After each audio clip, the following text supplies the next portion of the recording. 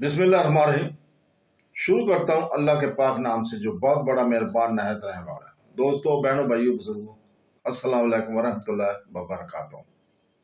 दोस्तों, बहनों, भाइयों, बुजुर्गों, अस्सलाम वालेकुम। हम हज़रत खालिद बिन वलीद की दास्तान जारी किए हुए हैं और इसकी 161 नंबर किस्त में हम आपको खुशामदीद करते हैं। दोस्तों, किले का मुआसरा हुआ है और किले का दरवाजा खोला और 3-4 आदमी जो फौजी नहीं थे बाहर आए। वो रूमी नहीं थे, मकामी बशिंदे थे। सलार समत बिन असवद ने इन्हें अपने पास बुलाया। क्यों आए हो? समत ने पूछा।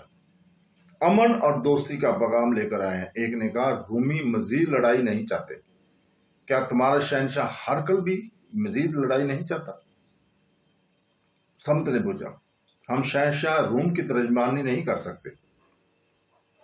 हमस के एक शहरी ने कहा, हम ये पैगाम लाए हैं कि हमस वाले नहीं लड़ना चाहते। आप जिस कदर सामान खुर्द-नोश चाहते हैं हमसे ले लें। आप जितने दिन भी यहाँ रह क्याम करना चाहते हैं करें। आपकी फौज और घोड़ों को खुराक हम मुहैया करेंगे। किसी भी तारीख में नहीं लिखा कि सलार सिमत ने हमस में रूमियों से सुलह कर क्या शर्त रखी थी, क्या मनवाई थी, और वो वापस आ गए। हजरत खालिद बिन वलीद अपने लश्कर के साथ दमिश्क जा चुके थे।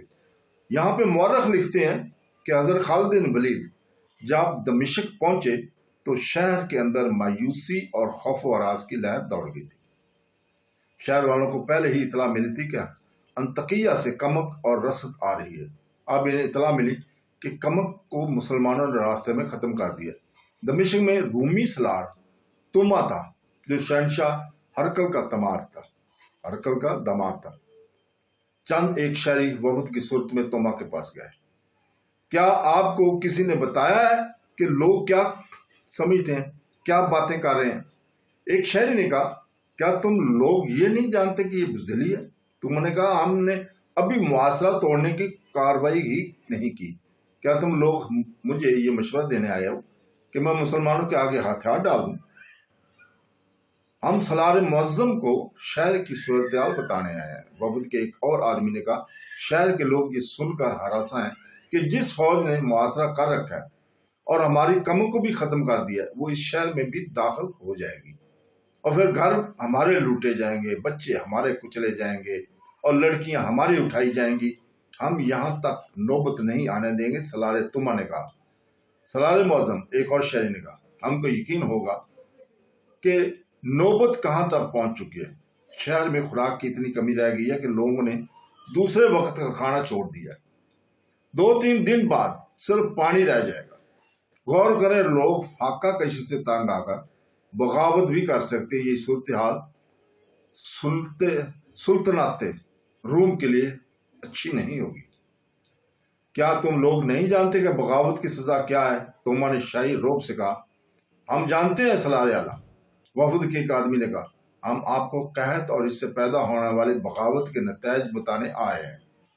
क्या इस तबाही से और लोगों को भूखा मारने से बेहतर ना होगा कि आप मुसलमानों से सुलह कर लें? दुश्मन से सुलह का मतलब होता है हथियार डालना। तुमने कहा, मैं लड़े बगैर कोई फैसला नहीं करूंगा। जो रूम की अजीम सुल्तानत को तौहीन का बहस हो, हम अपनी जानें कुर्बान कर रहे हैं और तुम लोग एक वक्त की भूख बर्दाश्त नहीं कर सकते। जाओ, कल तक इंतजार करो। वो सितंबर 634 ईस्वी के तीसरे हफ्ते की एक सुबह थी। रूमी सलार तुमा ने शहर के हर दरवाजे की हिफाजत के लिए जो दस्ते मुतय्यन किए हुए थे, इन सब में से ज्यादा से ज्यादा नफरी निकाल कर इकट्ठी की और वो दरवाजा खुलवाया जो इसके अपने नाम से मसूम था, बाबे तुमा, और अपनी क़यादत में मुसलमानों के इस दस्ते पर हमला कर दिया जो इस दरवाजे के सामने मुतय्यन था। ये 5000 मुसलमान सवारों को दस्ता था जिसके सलार शर्जील रज़ी अल्लाह ताला अन्हु बिन हसनत है। तुमा के हमले का अंदाज आज के दौर की जंग का सा था। इसने दीवार और बुर्जों से मुसलमानों पर तीरों की बिछाड़े मारनी शुरू की और इसके साथ फलाखानों से संगे बारी की। तीरों और पत्थरों के साय में तुमा ने अपनी फौज के तेज हमले के लिए आगे बढ़ाया। ये तरीकाकार गरगर था। मुसलमान पीछे हटने पर मजबूर नजर आने लगे थे और इनका ध्यान तीरों और पत्थरों से बचने में लग गया था। کوئی پیچھے نہیں ہٹے گا۔ سالار شرجیل نے چلا کر کہا، تمام تیر انداز آگے ہو جاؤ۔ مسلمان تیر اندازوں نے جوابی تیر اندازی شروع کر دی۔ رومیوں کے پتھر اور تیر چونکہ اوپر سے آ رہے تھے اور زیادہ بھی تھے، اس لیے مسلمانوں کا نقصان زیادہ ہو رہا تھا، لیکن بچھاڑوں میں کئی مسلمان شہید ہو گئے۔ ان کے تیروں نے رومیوں کا کچھ نقصان کیا، لیکن یہ مسلمانوں کے مقابلے میں کم تھے۔ مورخ واقدی طبرہ اور ابو سعید نے ایک واقعہ بیان کیا ہے۔ رومی تیروں سے شہید ہونے والوں میں ایک مجاہد ابان بن سعد بھی تھے، جن کا پورا نام ابان بن سعید بن ابی عاص تھا رضی اللہ تعالیٰ عنہ۔ فوراً ہی ابان کی شہادت کی خبر پیچھے ان خیموں تک پہنچ گئی، جن میں مسلمان خواتین اور بچے تھے۔ ابان بن سعید کی بیوی بھی وہیں تھی۔ ان کی شادی ہوئے چند ہی دن گزرے تھے۔ یہ خاتون لشکر کے ساتھ زخمیوں کی دیکھ بھال اور پانی پلانے کا فرائض انجام دینے کے لیے آئی ہوئی تھی، اور محاذ پر ہی اسے ابان شہید نے اپنے عقد میں لے لیا تھا۔ کسی بھی مورخ نے اس خاتون کا نام نہیں لکھا۔ اسے پتہ چلا کہ اس کا خامد شہید ہو گیا تو وہ اٹھ دوڑی اور شرجیل رضی اللہ تعالیٰ کے دستے میں جا ملی، اور جب وہاں پہنچی، کہاں ہے میرے خامد کی لاش؟ وہ چلانے لگی، کہاں ہے سعید کے بیٹے کی لاش؟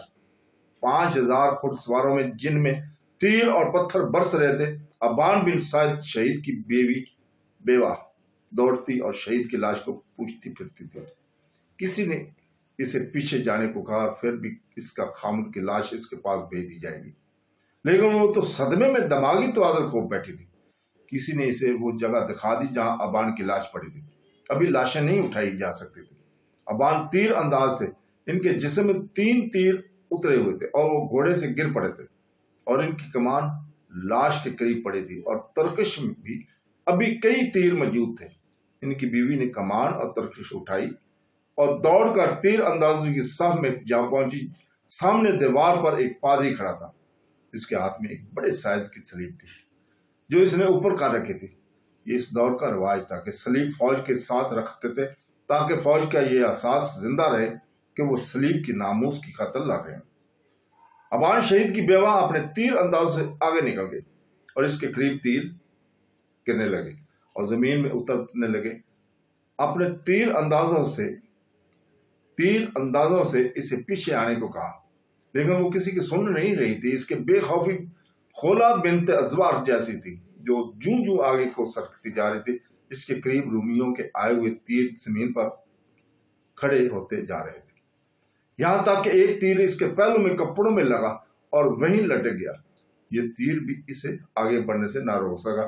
آخر وہ رک گئی اور اس نے کمان میں تیر ڈالا اور کمان سامنے کر کے شست باندھتے کچھ دیر لگائے۔ اس نے کمان اتنی زیادہ کھینچ لی جتنی زیادہ ایک تندرست مرد کھینچ سکتا ہے، اور اس نے تیر چھوڑ دیا۔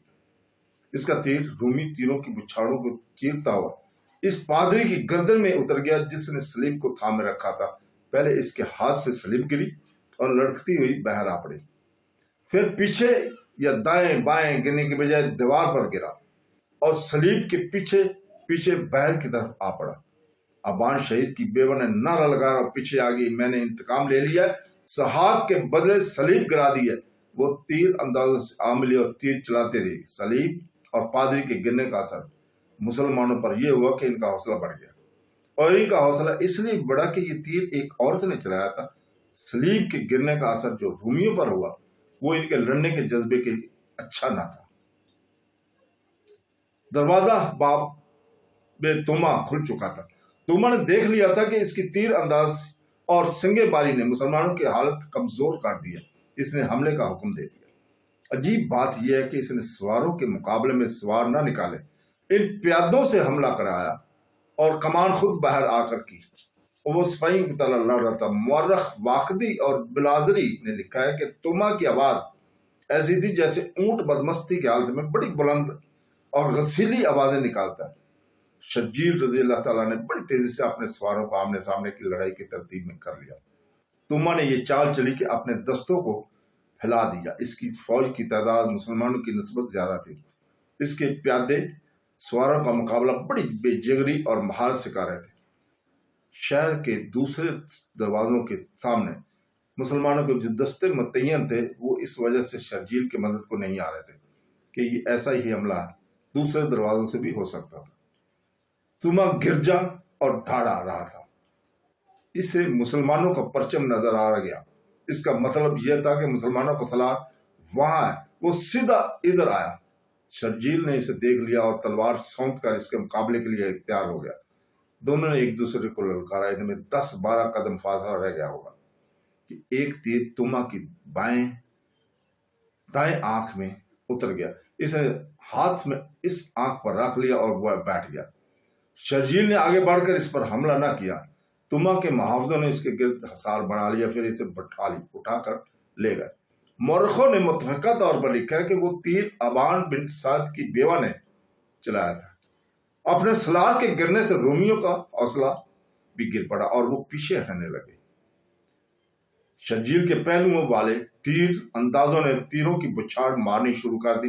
रोमी तेजी से पीछे हटे और किले के दरवाजे में जगह होते चले गए और पीछे जो लाशें छोड़ गए इनका कोई हिसाब न था। रोमियों का सिपह सलार मारा गया। मुसलमानों ने नारे लगाने शुरू कर दिए, हम रोमियों के कातिल हैं। रूमी सलार को एक औरत ने मार डाला। तुमा रूमी को अंधा करके मारा है। बहर और रोमियों, अपनी सलीब और पादरी को उठा ले जाओ। दीवार पर खड़े रूमी ये नारे सुन रहे थे और ये नारे शहर के अंदर भी सुनाई दे रहे थे। ये नारे रूमी फौज और दमिश्क के शहरी के हौसले और जज्बे के लिए तीरों की तरह महक थे। मुसलमानों को जानी नुकसान भी कुछ कम नहीं था। बहुत से मुजाहिदीन रूमियों के तीरों और पत्थरों से शहीद और जख्मी हो गए थे। फिर इतनी तादाद लड़ाई में शहीद हुई। शर्जील रजी अल्लाह ताला अन्हु परेशान हो गए थे और हजरत खालिद बिन वलीद के पास गए थे। तो दोस्तों, इसके साथ ही हम इजाजत चाहते हैं कल तक के लिए। कल हम इसी जगह से शुरू करेंगे। अल्लाह हाफ़िज़।